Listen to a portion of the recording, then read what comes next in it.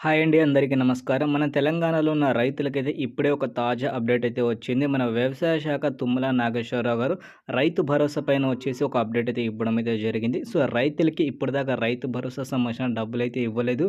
ఇప్పటి నుంచి వచ్చేసి మేమైతే రైతులకైతే రైతు భరోసా సంబంధించిన డబ్బులనేది రైతుల ఖాతాలో అయితే జమ చేయడం అయితే జరుగుతుంది. సో, ముందుగా వచ్చేసి వీరికి మాత్రమే మేమైతే డబ్బులైతే ఇస్తామని చెప్పడం అయితే జరిగింది.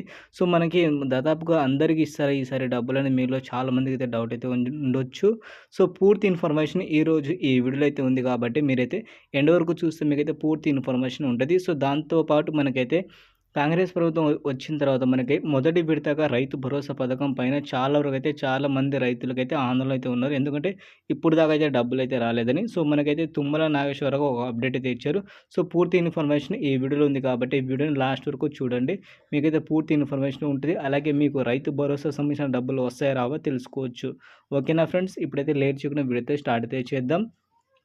ముందుగా చూసుకుంటే మన తెలంగాణలో గత ప్రభుత్వం ఏదైతే ఉందో అది వచ్చేసి మనకైతే ఎకరానికి 10,000 రూపాయలైతే సాయం చేయడం అయితే జరిగింది గత ప్రభుత్వంలో రైతు బంధు పథకం కింద.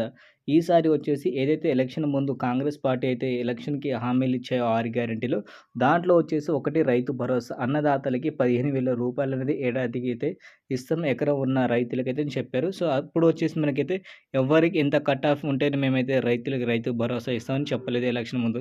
ఎలక్షన్ అయిన తర్వాత గెలిచిన తర్వాత ఈ విధంగా అనడం అయితే జరిగింది. ఎవరైతే సన్నకారు రైతులైతే ఉంటారో వాళ్ళకి మాత్రమే రైతు భరోసా సంబంధించిన డబ్బులనేది రైతుల ఖాతాలో అయితే జమ చేస్తామని చెప్పారు. అదేదే ఎలక్షన్ ముందు చెప్పుంటే బాగుండేదని చాలామంది అయితే రైతులైతే అంటున్నారు. సో, దీనిపైన అయితే మనకైతే టాపిక్ అయితే వద్దు. రైతులకి ఇప్పటికే ఈయన డబ్బులు ఇస్తారా ఇవ్వరని మీలో డౌట్ అయితే ఉంది కదా! సో, మనకి ఏదైతే రేపు శనివారం ఉందో సో, రేపటి రోజు నుంచి రైతుల ఖాతాలైతే జమ చేస్తామని చెప్పారు.